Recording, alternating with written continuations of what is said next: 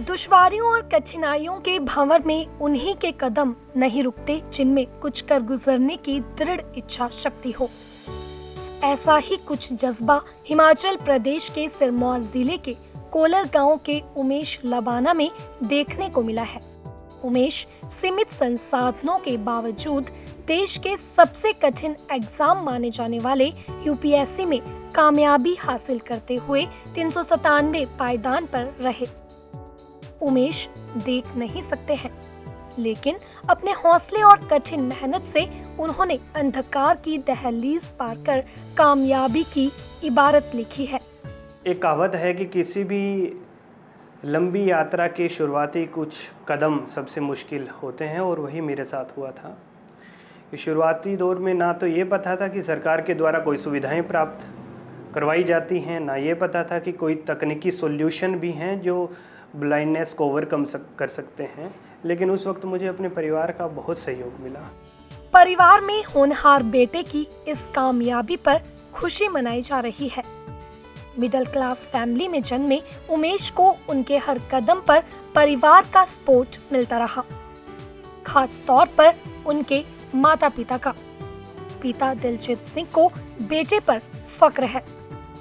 मां कमलेश कुमारी के चेहरे पर भी बेटे की कामयाबी की खुशी साफ झलक रही थी। परिवार ने इसको बहुत सहयोग के, बहुत सहायता की, जितना भी कर सके हम अपनी सामर्थ्य के मुताबिक।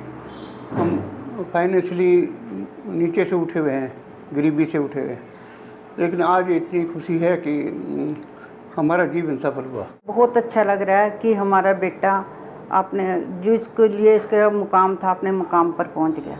उमेश की कामयाबी का सफर इतना आसान नहीं है।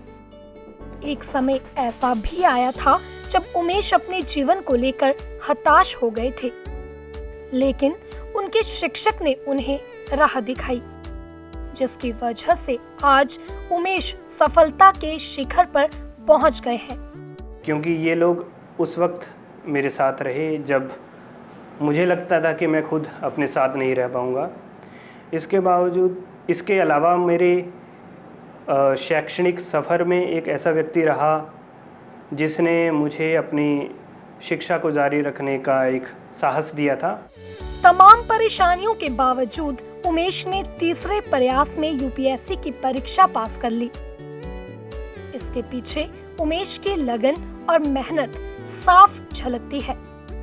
अगर आपके हौसले बुलंद हो तो फिजिकली चैलेंज होना भी आपको अपने लक्ष्य को पाने में बाधा नहीं डाल सकता है। बस जरूरत होती है लक्ष्य की। मंजिल पाने के बाद अक्सर यही लोग दूसरे के लिए प्रेरणा स्रोत बनते हैं, और इनकी कामयाबी की दास्तां बरसों तक लोगों के जहन में रहती है। ईटीवी भारत हिमाचल प्रदेश के लिए नाहन से आशु वर्मा की रिपोर्ट।